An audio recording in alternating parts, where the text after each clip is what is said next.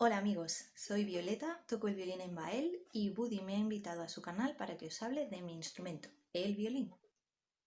Hace aproximadamente 7000 años, en la India quisieron experimentar qué pasaba si al tensar una cuerda entre dos puntos, en lugar de pulsarla, que es lo que se estaba haciendo hasta el momento con instrumentos como la lira, la frotaban con un arco compuesto con muy finas hebras de seda. Así es como nacen los primeros instrumentos de cuerda frotada. Esta idea de la cuerda frotada se extiende a lo largo de toda Asia, el norte de África y también Europa a lo largo de los siguientes años y siglos posteriores. Y empiezan a nacer toda una serie de instrumentos muy similares a todos en funcionamiento, que luego en el futuro darían origen a lo que hoy conocemos como el violín, la viola, violonchelo, etc. Todo esto se condensa, digamos, cuando en el siglo XV, siglo XVI, aparecen los primeros luthiers. Los luthiers eran personas que tenían talleres en los que construían instrumentos para las cortes, fundamentalmente las cortes europeas.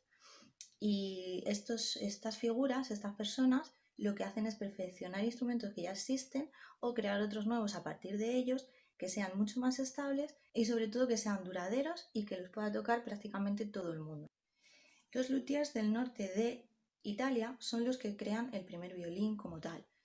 Realmente antes del violín estaban perfeccionando un instrumento que se llamaba viola da braccio, que era prácticamente muy similar al violín que hoy conocemos en cuanto a la estructura de la caja y el mango. Perfeccionando este instrumento es como dan lugar al primer violín, estrictamente hablando, que se crea en el año 1555 en el taller de Amati, que es uno de los constructores más importantes a nivel histórico. Después de Amati hay otros constructores muy famosos como Stradivari, que lo conoce prácticamente todo el mundo, Guarnieri y Jacob Steiner. Estos constructores, aunque mantenían un poco el estándar de la forma del violín y sobre todo las cuatro cuerdas, que hasta entonces no existían, tienen diferencias entre sí. Nosotros cuando vemos un violín normalmente todos nos parecen iguales, ¿no? Este es uno de mis violines que tiene una estructura, digamos, tipo Stradivarius, y como veis, pues tiene un fondo, un largo, pero luego tengo otro que tiene una estructura tipo Jacob Steiner, que tiene el cuerpo más estrecho y tiene las tapas abovedadas. Entonces, aunque a priori parezca que son iguales, realmente se experimentó muchísimo y hay mucha diferencia entre unos y otros, tanto en sonido como en color, digamos, del sonido, como también en forma y en sutilezas de la construcción por la parte, digamos, interior, ¿no? Y bueno, toda esta experimentación y este trabajo que realizaron estos luthiers dio lugar al violín tal y como lo conocemos hoy, tal cual, que sería pues, el primero que he mostrado. Después de este rollo histórico vamos a pasar a cómo funciona la familia de la cuerda frotada y en qué se diferencia de otros tipos de instrumentos. Principalmente la diferencia que tiene la cuerda frotada con otros instrumentos de cuerda es que son instrumentos que son más sofisticados porque para que el sonido se transmita y se cree dentro de una caja de resonancia de un instrumento de cuerda frotada hace falta un proceso que es mucho más complejo que para los instrumentos de cuerda pulsada. Una cuerda pulsada, tú la pulsas,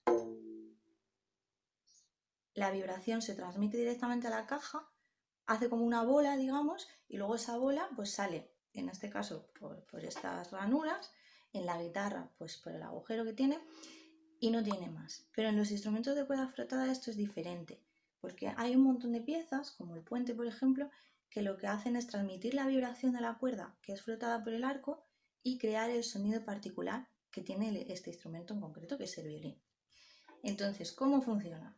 Cuando el arco frota la cuerda vibra y esa vibración se transmite por el puente. ¿Del puente pasa al interior de la caja? Sí, pero no directamente. Pasa al interior de la caja a través de dos piezas que son muy pequeñas y que no se pueden ver por mucho que yo las enseñe, pero mira, aquí se ve un poquito. ¿Veis esa pequeña pieza alargada que es como una barrita? Eso es el alma. El alma transmite la vibración desde el puente hacia la tapa del fondo del violín. Y luego hay otra, que es así, es imposible verla, que cruza por aquí, que es la barra armónica. La barra armónica transmite la vibración a todo lo largo de la caja. ¿Con esto qué se consigue? Pues un reparto súper estable de toda la vibración y de todo el cuerpo sonoro que después sale proyectado a través de las heces con el sonido característico del violín. Sin todas estas pequeñas piezas colocadas de manera muy precisa, el sonido del violín no sería el mismo que es, no sería distinto entre los distintos violines y de hecho puede que ni siquiera existiera. En cuanto a los usos del violín en la música, está muy asociado desde siempre a la música clásica. Entonces, aunque tradicionalmente se ha ligado a eso, realmente el violín se ha utilizado en la música popular de manera constante a lo largo de la historia, tanto desde la invención del rabanastro en la India como después a lo largo de toda Asia Menor, Europa e incluso instrumentos similares al violín que existen en África. Cuando realmente el violín, digamos que se institucionaliza dentro de lo que es la música folk o la música tradicional, es a partir del siglo XVII y se empiezan a ver violines pues prácticamente en todas partes, tanto en la música de corte como en la música popular y en las troupes de artistas, de músicos, de actores, etcétera, que iban pasando por los pueblos, ¿no? La evolución que tiene el instrumento dentro del mundo del folk es totalmente distinta a la que tiene dentro del mundo clásico, aunque el instrumento en sí no cambia mucho porque se perfecciona muchísimo su estructura y su construcción. Sí es cierto que, por ejemplo, en el folk americano se utiliza un violín o un fiddle, como se suele llamar en el folk tanto americano como celta, irlandés, etcétera, que tiene 5 cuerdas, porque para las posibilidades armónicas que tiene el folk americano, las 5 cuerdas la verdad es que le dan una facilidad a la hora de hacer armonías, dobles cuerdas, etcétera, que con el violín tradicional pues es mucho más complicado y muchas veces no se consigue. Y luego en Noruega, por ejemplo, pues también hay un violín que tiene muchas cuerdas armónicas, similar a otros instrumentos raros que podéis buscar por ahí, como la níquel-arpa. Y este violín noruego, que se llama violín de Hardanger o Hardingfele, o algo así, porque yo de noruego ni papa, pues este violín tiene, me parece que son 12 cuerdas o 15 cuerdas, tiene 5 principales y luego muchas cuerdas armónicas. Y luego lo que es la forma de tocar, en la música folk pues también varía mucho.